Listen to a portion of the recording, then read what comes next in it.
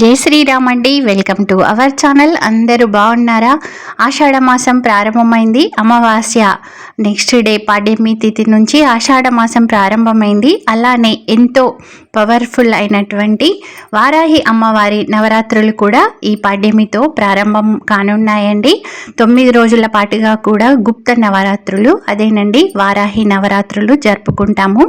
వాటి గురించినటువంటి డౌట్స్ మన భక్తులకు చాలా మందికి ఉన్నాయండి. ఇక్కడ ఓం ప్రకాష్ గారిని అడిగి మనకున్నటువంటి డౌట్స్ అన్ని కూడా ఈ వీడియోలో క్లియర్ చేసుకుందాం. మీకు కనుక వీడియో నచ్చితే లైక్ చేయండి, షేర్ చేయండి, నా ఛానల్ని తప్పకుండా సబ్స్క్రైబ్ చేసుకోండి. నా ఛానల్లో అన్నీ కూడా భక్తికి సంబంధించినటువంటి వీడియోసే ఉంటాయండి. ఈ వీడియో కాకుండా నా ఛానల్లో ఉన్నటువంటి అన్ని వీడియోస్ని వీక్షించగలరు. క్లియర్ చేసేద్దాం. మరి ఈ వారాహి నవరాత్రులను గుప్త నవరాత్రులు అని ఎందుకంటారు పంతులు గారు? ఓం శ్రీమాత్రే నమః. ఆషాఢ మాసంలో వచ్చేటి నవరాత్రులను వారాహి నవరాత్రులు అంటారు. ఈ వారాహి నవరాత్రులు ఎందుకోసం చేసుకోవాలి, ఆషాఢ మాసంలోనే ఎందుకు వస్తాయంటే, అమ్మవారు వారాహి అమ్మవారు సైన్య రూపిణి. అమ్మవారు జగన్మాతకు సైన్యంగా నిలబడుతుంది. ఆ ఉగ్ర రూపంగా అమ్మవారు వెంట ఉంటుంది. అదేవిధంగా అమ్మవారు వారాహి అమ్మవారు దుర్గా రూపంలో నుంచి వెళ్ళిందే, ఉద్భవించిందే వారాహిగా పిలవడం జరుగుతుంది. ఈ ఆషాఢ మాసంలో ఎందుకు చేసుకోవాలి అంటే, ఆషాఢ మాసంలో రోగ నిరోధక శక్తి, తర్వాత కార్యసిద్ధి, లక్ష్మీ ప్రాప్తి, ఇంట్లో శాంతి ప్రశాంతత కోసము ఈ వారాహి అమ్మవారు నవరాత్రులు చేసుకుంటారు. మరి ఈ అమ్మవారిని గుప్త నవరాత్రులుగా పిలుస్తుంటారు. గుప్త అంటే ఏదో దాచుకొని చేసుకునేది కాదండి. గుప్త అంటే ఆర్భాటం లేకుండా, ఏ ఆర్భాటం లేకుండా ఎవరిది వాళ్ళు చేసుకునేది ఇంట్లో. అంటే ఇప్పుడు మనం శరణ నవరాత్రులు, దుర్గా నవరాత్రులు చేస్తుంటాం. మంచి మండపాలు వేసుకొని అమ్మవారికి పూజారణ చేసుకుంటూ, ఈ మండపాల అలంకరణ చేసుకుంటూ అలా. కానీ ఈ వారాహి అమ్మవారి నవరాత్రులు గుప్త నవరాత్రులు ఎందుకు పిలుస్తారంటే, ఎవరింట్లో వారు సంధ్యా సమయంలో సాయంత్రం 6 గంటల తర్వాత ఇంట్లో దీపారాధన చేసి అమ్మవారి ఫోటో పెట్టాలి.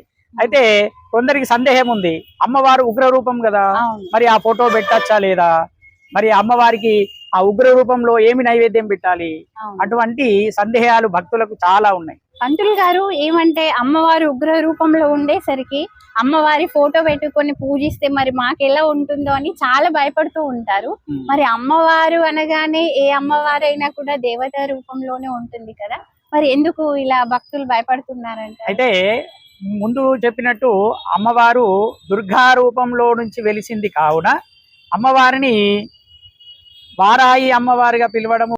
మనము ఇంట్లో సంధ్యా సమయంలో ఈ రోజు నుండి నవరాత్రి ప్రారంభమైతే ఈ రోజు సాయంత్రం అందరూ మంచిగా లక్ష్మీ ఫోటో కానివ్వండి, దుర్గా రూపం కానివ్వండి, ఈ రెండు ఫోటోలు పెట్టేసేసి ఏదో ఒక ఫోటో పెట్టుకొని అమ్మవారిని కలశ స్థాపన చేసి మంచి దీపారాధన చేయాలి. ఉప్పు బెల్లము కలిపిన పాయసాన్ని వారాహి అమ్మవారికి నైవేద్యం పెడితే ఇంట్లో సుఖశాంతులు, ధనధాన్యాలు, ఆగిలన్నీ చకచకా నెరవేరుతాయి. అందరు చేసుకోవచ్చు, కానీ నియమాలు చాలా ఉంటాయి. అమ్మవారి ఎందుకు చాలా మంది ఎక్కువ చేయరు అంటే, ఉపాసకులే చేస్తే బాగుంటుందని శాస్త్రంలో చెప్పడం జరిగింది. ఉపాసకులు అంటే నియమనిష్టలతో ఉన్నవారు, తర్వాత దీక్ష పట్టిన వాళ్ళు, గురు దీక్ష పట్టిన వాళ్ళు, తర్వాత అమ్మవారి యొక్క ఉపాసకులు ఇది చేస్తే ఇప్పుడు వాళ్ళకి ఫలితం లభిస్తుంది. అందరు చేసుకోవచ్చు, కానీ నియమ నిష్ఠలతో ఖచ్చితంగా చేయాలి. ఇప్పుడు ఈ నవరాత్రులు మీరు చెప్పినట్టు నియమ నిష్ఠలతో కాకుండా మామూలుగా 9 రోజులు కూడా దీపారాధన చేసుకొని ఇంట్లో నిత్య పూజ చేసినట్టు చేసుకోవచ్చు. అవునండి, కరెక్ట్ చెప్పారు. అయితే వారాహి అమ్మవారు ఇంట్లో మన అందరి ఇళ్లలో లక్ష్మీ ఫోటో కానివ్వండి, దుర్గాదేవి ఫోటో ఉంటుంది. అమ్మవారికి చక్కగా దుర్గామాతకి అలంకరణ చేసి దీపారాధన చేసి పెసరపప్పుతో బెల్లంతో కూడిన పాయసం పెట్టి సాయంత్రం ఉదయం చేయకూడదు పూజ, సాయంత్రం పూట మంచి దీపారాధన చేసి ఈ వారాహి అమ్మవారిని ఆరాధన చేయాలి. ఇదండి మనకు పంతులు గారు వారాహి నవరాత్రుల గురించి మన భక్తులకు ఉన్నటువంటి డౌట్స్ అన్ని కూడా క్లియర్ చేశారండి. చక్కగా నియమ నిష్టలతో అంటే మనం నిత్యం ఇల్లంతా శుభ్రం చేసుకొని నిత్య దీపారాధన చేసుకొని కూడా పూజ చేసుకోవచ్చు. కాకపోతే నాన్ వెజ్ అది తినచ్చు నవరాత్రులు, నాన్ వెజ్ అది ఇవ్వండి బుద్ధ నవరాత్రుల గురించినటువంటి విశేషాలు. ఇప్పుడు మనకు పంతులు గారు వారాహి అమ్మవారి స్తోత్రాన్ని కూడా వినిపిస్తున్నారండి. అమ్మవారి యొక్క ఆరాధన చేసేటప్పుడు ఓం శ్రీం హ్రీం క్లోం వారాహే నమః అనే మంత్రం చదువుతూ ఈ దీపారాధన చేయడము, అమ్మవారికి మీద పుష్పాలు ఎక్కేయడము చేస్తే అద్భుతంగా పంతులు గారు ఇప్పుడు ఆడవాళ్ళకు వచ్చేసి నెలసరి ప్రాబ్లమ్స్ అవి ఉంటాయి. ఈ 9 రోజులు కుదరని వారు చివరి 3 రోజులు కానీ 1 రోజైనా అట్లా చేసుకోవచ్చు అంటారు. అయితే నవరాత్రులు అయితే ఈ ఆషాఢ మాసము మొదటి పాడ్యమి నుంచి ప్రారంభమవుతుంది. ఏదైనా నవరాత్రులు పాడ్యమి నుంచి ప్రారంభమవుతుంది. అయితే కుదరని వారు ఆడవారికి ఏదైతే కుదరదో అంటూ ముట్టుకుంటారో చివరి రోజు 9వ రోజు మంచి అమ్మవారి ఆరాధన చేసుకోవచ్చు.